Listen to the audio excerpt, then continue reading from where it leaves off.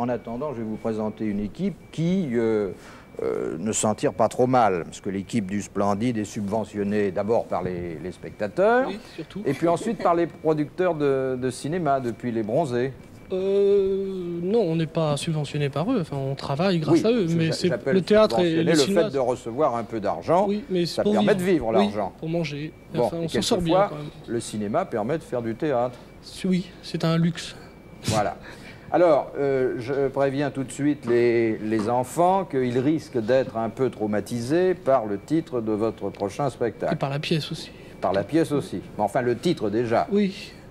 Ça s'appelle Le Père Noël est une ordure. Bon, vous êtes les premiers à proférer ce genre d'accusation. Oui, mais c'est vrai, parce que dans la pièce, le Père Noël, qui est joué par moi, et c'est une ordure.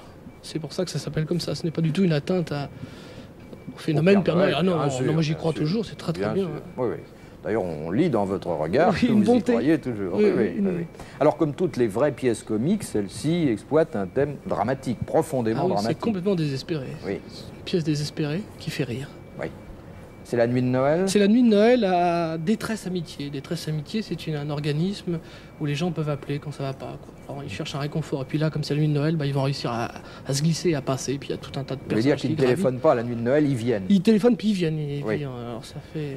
Alors, on va essayer de présenter quelques-uns des protagonistes de ce spectacle si dramatique. Alors vous êtes le Père Noël? Oui. Oui.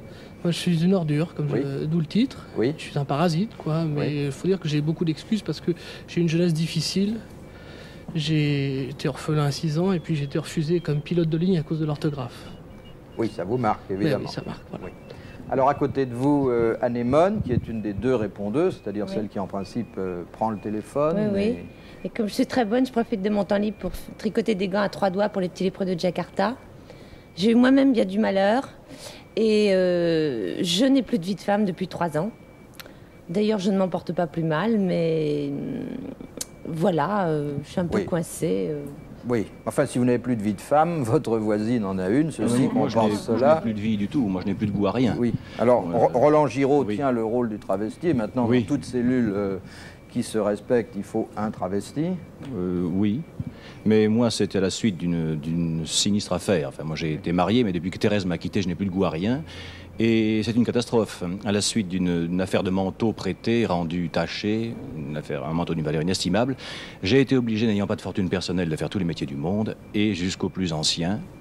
Et j'ai vendu mon corps à qui en voulait. Et croyez-moi, ils n'étaient pas nombreux. Oui, effectivement, c'est toujours la loi de l'offre et la demande. Hein. Et enfin, Marianne Chazelle, qui est, comme d'ailleurs son tour de taille le montre, la femme enceinte.